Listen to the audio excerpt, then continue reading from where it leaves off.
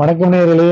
நாம் புரட்சித்தலைவனுடைய கதைகள், அதாவது அவர் விழாக்களில் கூறிய கதைகளை இப்பொழுது பார்த்து வருகிறோம்.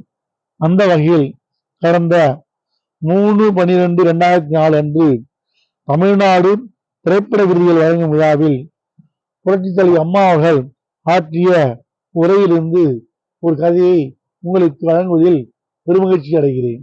ஒரு மருத்துவரிடம் நோயாளி ஒருவர் வந்தார். இது அம்மா சொல்லுகின்ற கதை.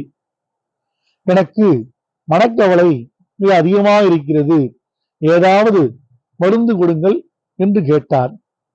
மருத்துவர் சொன்னார், மனக்கவலை என்பது மருந்துகளால் தீராது, அப்படி தீர்க்கவும் முடியாது. உங்களுக்கு நான் நல்ல வழி ஒன்று கூறுகிறேன். வாய்விட்டு சிரியுங்கள், வாய்விட்டு சிரித்தால் நோய்விட்டு போகும் என்று பழமொழி இருக்கிறது. எனவே சிரியுங்கள், சிரித்துக்கொண்டே இருங்கள், உங்கள் மனக்கவலை மாறும் என்று அந்த மருத்துவர் சொன்னார். உடனே அந்த நோயாளி, எப்படி சிரிப்பது? எனக்கு இருக்கும் கவலைகளை நினைத்தால் சிரிக்கத்தான் முடியுமா?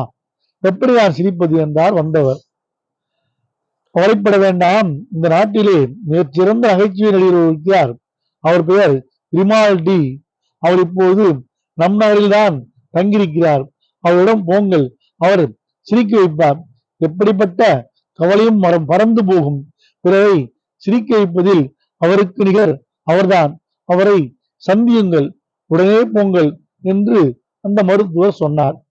உடனே வந்த நபர் விக்கி விக்கி அழ ஆரம்பித்தார். டாக்டருக்கு பயமாய் போய்விட்டது. நாம் ஏதாவது தப்பாக பேசிவிட்டோமா என்று அச்சப்பட்டார். அந்த டாக்டர் அவர் கேட்டார், ஏன் அழுகிறீர்கள்? நகைச்சுவை நடிகர் கிரிமால்டியை பார்க்கத்தானே நான் சொன்னேன், அது என்ன தவறு? அதற்கு ஏன் அழுகிறீர்கள் என்று கேட்டார்.